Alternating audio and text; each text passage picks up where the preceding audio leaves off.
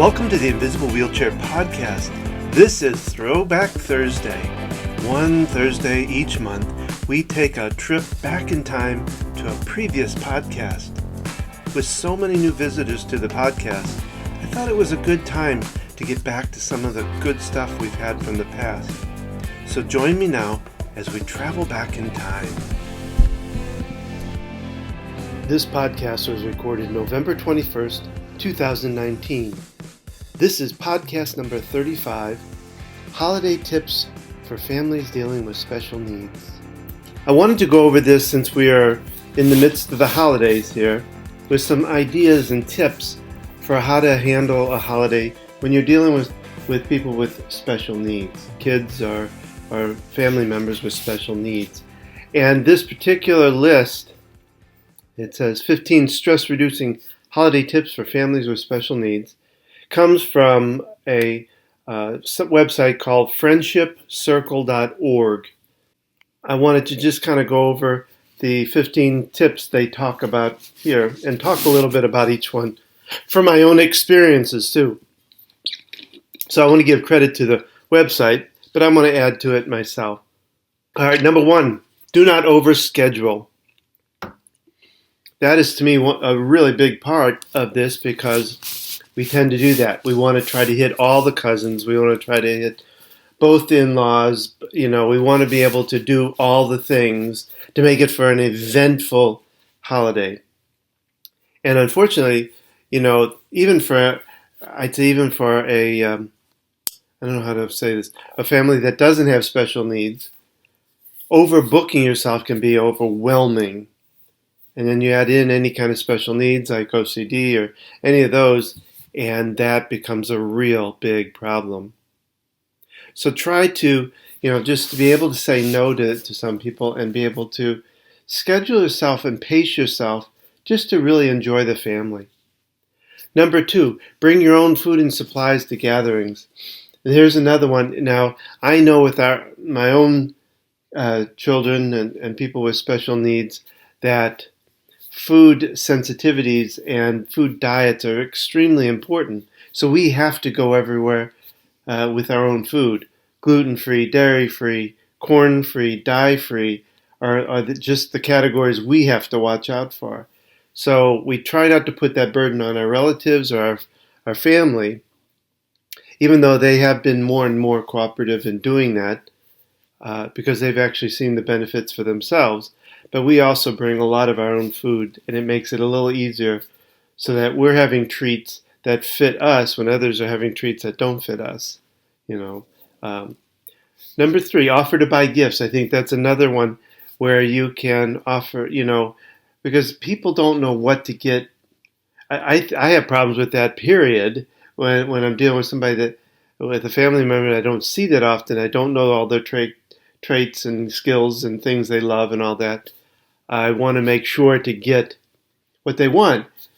And when you're talking about someone with special needs, there could be things that could be very helpful that the person or the child could really enjoy more because it's specially for them.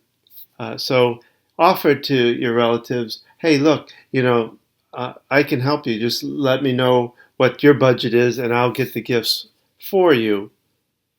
So number four, try to build as much routine as possible. That is extremely important with, I know even with OCD, to have things in order. And so you want to try to build routine into it. One I would add into that particular one is to expectations. Look at what's coming up. What are they going to be doing? And will that be a trigger for your child or your person who has the special needs? And try to work through a way of, because you don't want to take away the activity, but you do want to be able to handle it and have them be able to handle it with least amount of anxiety. Because you don't want to take away events for the family because of the situation. So think about what they're going to be doing. Find out, hey, we're going to be going here, there. What are we going to be doing during this time so that I can prep my child or prep my person to be ready for it? Number 5, ask the school or program for activities you can work on at home during break. So giving them stuff to do if they're going to a school for the special needs, there may be some activities they can take with them and do along in the holidays. Number 6, taking 2 cars. Now here's something that this was new, even thinking about this, but we've actually done this. In case they have a situation, the person with special needs gets anxiety, has to go, get out of there. You can leave the rest of the family there to enjoy their time, be able to go home, or just get out, move around, and come back. But having 2 cars is not a bad idea at all. Number 7, plan activities where there's no expectations that your special needs loved one has to behave. So again, it kind of goes back to what I was saying about knowing what they're going to do so that you can know how you can handle it and prep your a child with special needs beforehand. And are there activities that you can do where they can have their get their sensory inputs, that they can do their noises, they can do their things that can be very important. Number 8, try to schedule ample help. Asking people for help, that's the hardest thing to do when you're in a family with special needs. Asking, hey, when we do this, could you help me do this? Because I can't handle this on my own. Whether it could be, just a matter of really putting the expectation out to your husband or partner, but also to your family, to saying, hey, when we do this, could you help me do this? It's always helpful to have somebody helping you along that. Number 9, avoiding crowds.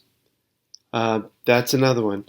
I think my kids overall are very sensitive. I've gotten that way myself, even as I got older, of being around too big of a crowd, too noisy of a crowd. You got to think about children with special needs or people with special needs.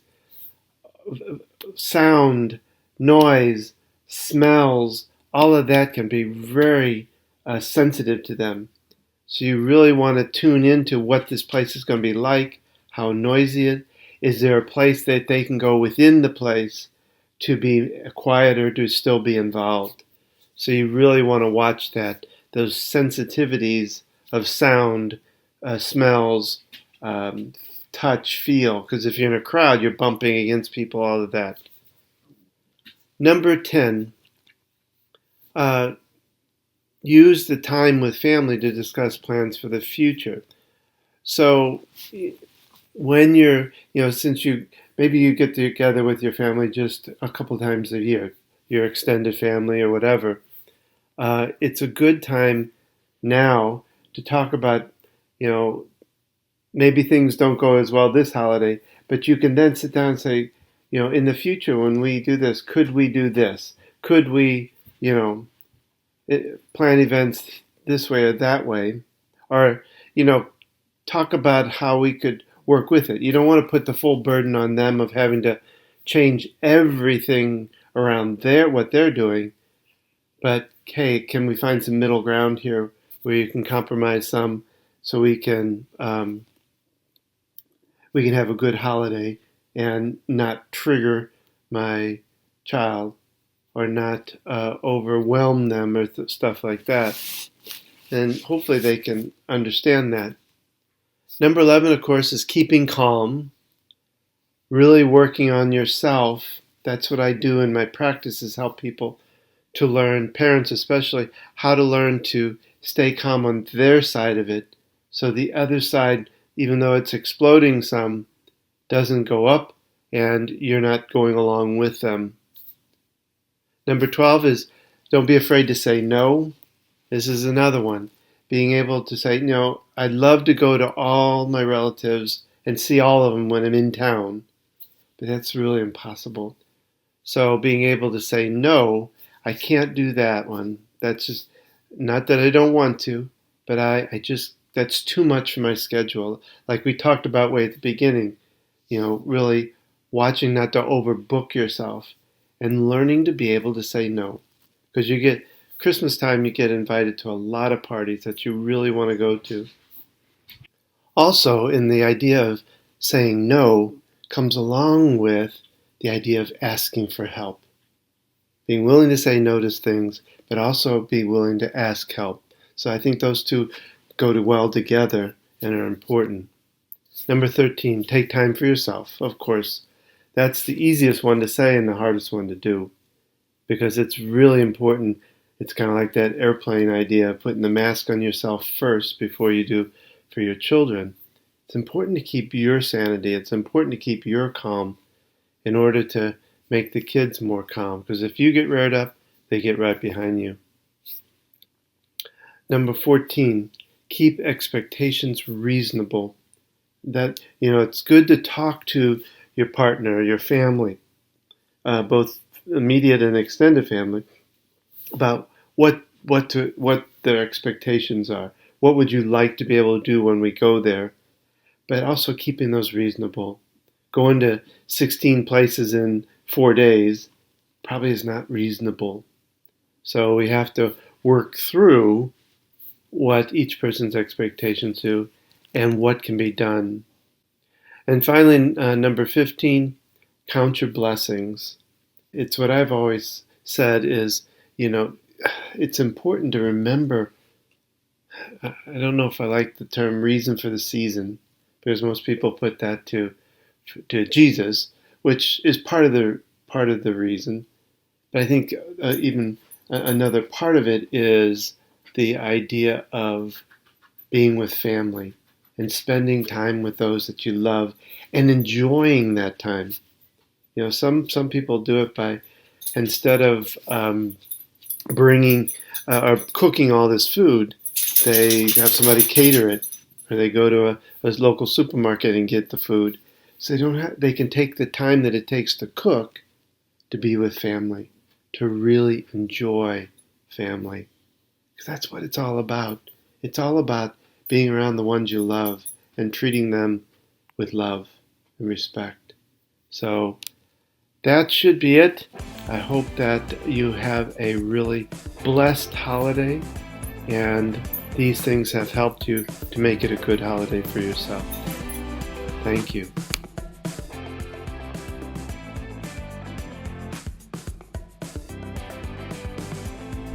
It's fun to travel back in time and listen to past events and podcasts. Maybe you have a story from the past about how you overcame OCD, or maybe you want to tell what you're going through right now dealing with OCD. We want to hear about it.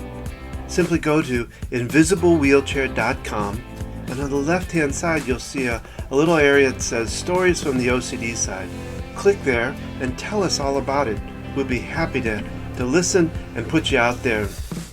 And remember, my wife and I are here to help you with your OCD and your anxiety. Simply go to familyocd.com or focushealthyfamily.com, and there you can connect with us and get a free consult to find out if we can help you. And thank you for visiting us today on the Invisible Wheelchair Podcast, and we'll look forward to your next visit with us. So thanks for coming. Take care.